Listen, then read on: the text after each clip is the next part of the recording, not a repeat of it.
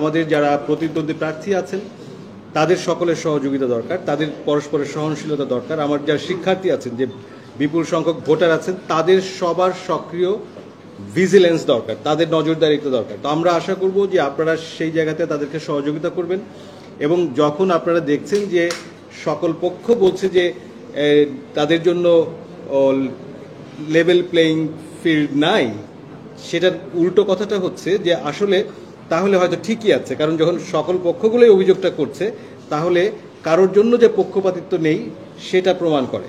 তো আমরা আমাদের সীমিত সাধ্যের মধ্যে আমাদের বিশ্ববিদ্যালয়ের যে পরিবেশ এবং যে সাংস্কৃতিক গণতান্ত্রিক চর্চা আছে তার ভেতরে থেকে আমরা সর্বোচ্চ চেষ্টা করছি যে কোনো জায়গায় নির্বাচনী আচরণবিধি ভাঙা কিংবা নির্বাচনী প্রচার কার্যে যদি কোনো অসমতা দেখা দেয়, বৈষম্য দেখা দেয়, আমাদের কাছে সেটা লিখিত অভিযোগ আসলে পদ্ধতিগতভাবে আমরা সেটাকে অ্যাড্রেস করার চেষ্টা করছি। তবে মাথায় রাখতে হবে যে আমরা এটা আপনি অভিযোগ করলেই আমি কালকেই ঝাঁপিয়ে পড়তে পারি না, আমাকে পদ্ধতি মেনে চলতে হবে, বিধি মেনে চলতে হবে। সেটা চলে আমরা প্রত্যেকটি ইস্যুই আশা করছি অ্যাড্রেস করতে পারবো, এবং সবার জন্যই সুযোগ সমান রাখার ব্যাপারে আমরা পদক্ষেপ রাখবো। আমি সেই প্রতিশ্রুতি আমাদের আছে। আমাদের অনেক ধরনের কার্ড আছে, আপনারা জানেন। একটা হচ্ছে হল কার্ড, আর একটা আমাদের ডিপার্টমেন্ট থেকে কার্ড আছে, আবার লাইব্রেরি কার্ড আছে। এবং যারা ফার্স্ট ইয়ারে 24-25 সেশনে যারা আছে তাদের হয়তো এখনো কার্ডই হয়নি, তাদের কাছে পেইং স্লিপ আছে।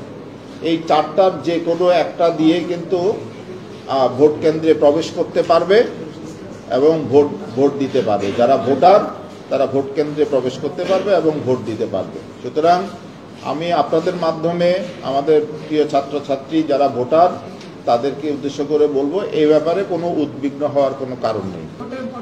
ভোট কেন্দ্র আপনারা জানেন, আমরা যখন তফসিল ঘোষণা করেছিলাম তখন 6টি ভোট কেন্দ্র আমরা বলেছিলাম, কিন্তু এখন এই মুহূর্তে আমাদের যেহেতু ছাত্রী এবং ছাত্র এটি প্রায় অনুপাত কাছাকাছি 48% এবং 52%।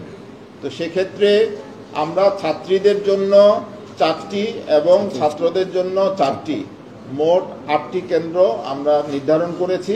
সুতরাং এখন আমার মনে হয় না আর কোনো সমস্যা হবে। এই 8টি কেন্দ্রের মাধ্যমেই আমরা ভোট গ্রহণের কাজটি করব। আর এর মধ্যে আর ভোট কেন্দ্র বাড়ানোর কোনো পরিকল্পনা আমাদের নেই এবং লাগবেও না, এটি আমাদের ফাইনাল।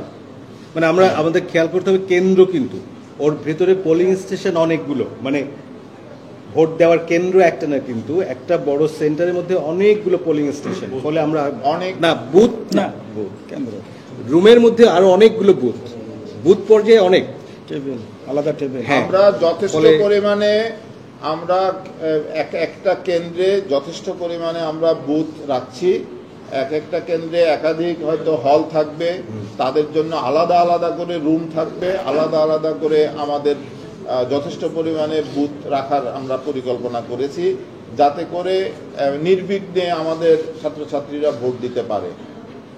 সুতরাং কাল থেকে আনুষ্ঠানিক প্রচারণা শুরু। সে ব্যাপারে যদি বলি, কাল থেকে আপনারা জানেন কালকে 26 তারিখ, 26 আগস্ট, কালকে থেকে আমাদের আনুষ্ঠানিক প্রচারণার কাজটি শুরু হবে। আমরা আগামীকাল 11টার সময়, আপনারা জানেন যে হল সংসদ নির্বাচন এবং ডাকসু সব মিলে 1600 প্রার্থী। তো সবার সাথে হয়তো আমরা একসাথে বসতে পারবো না, কিন্তু আমরা হল সংসদ এবং ডাকসুর বিপি, জিএস, এজিএসদের সাথে আগামীকাল 11টায় আমরা আচরণবিধি মান্য করা সহ, আমরা যেহেতু কালকে থেকে আনুষ্ঠানিক প্রচারণা শুরু হবে, তার প্রাক্কালে আমরা তাদের সাথে আনুষ্ঠানিকভাবে বিপি, জিএস এবং এজিএসদের সাথে একটু বৈঠক করার আমরা পরিকল্পনা করেছি। সুতরাং তাদেরকে আমরা এই মেসেজ দিতে চাই, আপনারা যে কথাটা বলেছেন বিভিন্ন অংশীজনদের থেকে বা স্টেক হোল্ডারদের থেকে, যেটা কথাটা আসছে যে লেভেল প্লেইং ফিল্ড আছে কিনা। সুতরাং আমরা এই বিষয়গুলো নিয়ে তাদের সাথে তাদের দৃষ্টি আকর্ষণ করব এবং আচরণবিধি মেনে যে কয়টা দিন তারা প্রচারণার সুযোগ পাবে তাদেরকে আমরা অনুরোধ করব যাতে করে সবাই একটা সৌহার্দ্যপূর্ণ পরিবেশে সহাবস্থান বজায় রেখে শ্রদ্ধা এবং যে সবার যে আন্তরিকতার সাথে যাতে করে সবাই প্রচারণা অংশগ্রহণ করে সেদিকটা সামনে রেখে তাদের সাথে আমরা কালকে বৈঠক করব এবং আনুষ্ঠানিক প্রচারণাটা আমরা উদ্বোধন করতে চাই। জি, বৈঠকটা সিনেট হলেই হবে কালকে 11টার সময়। আমরা ভিপি, জিএস এবং এজিএস ওনাদের সাথে আমরা আহ্বান করছি, কারণ আমি বললাম যে সবার সাথে যেহেতু 1600 সবার সাথে আসলে বসার মতো স্কোপ এখানে নেই, জায়গাও নেই, সেজন্য ডাকসু এবং হল পর্যায়ে আমরা একটা স্টেক হোল্ডারের সাথে আমরা বসবো। আপনারা যেরকম দেখেছেন আমরা দেখেছি, কিন্তু আনুষ্ঠানিকভাবে আমরা এখনো আমাদের চিফ রিটার্নিং অফিসারের দপ্তরে কালকে রাতের যে বিষয়টি ছবিটা দেখেছেন সেটি আমরা অভিযোগ এখনো পাইনি। তো আর যেটি বলছেন যে আমরা যে প্রশ্নটা কি ছিল, নিজস্ব ব্যবস্থা, অবশ্যই আমরা পরিকল্পনা নিয়েছি। আমরা প্রত্যেকটা ক্যাম্পাস এবং হল সমূহে আমরা আমাদের যে চিফ রিটার্নিং অফিসারের দপ্তরে আমরা যে 10 জন আমরা কর্মরত আছি, আমরা কিন্তু সার্বক্ষণিকভাবে আমরা এটা অবজার্ভ করব, সেটা আপনারা দেখবেন। এটি কালকে থেকেই আমরা হয়তো আজকেও হতে পারে সন্ধ্যার পরে, তবে আমরা সারাদিনই আমরা এবং রাত সহ আমরা সেটি পর্যবেক্ষণ আমরা করব এবং পাশাপাশি আর আপনারা তো আসেনি, আপনারাও সেটি আপনারা দেখবেন।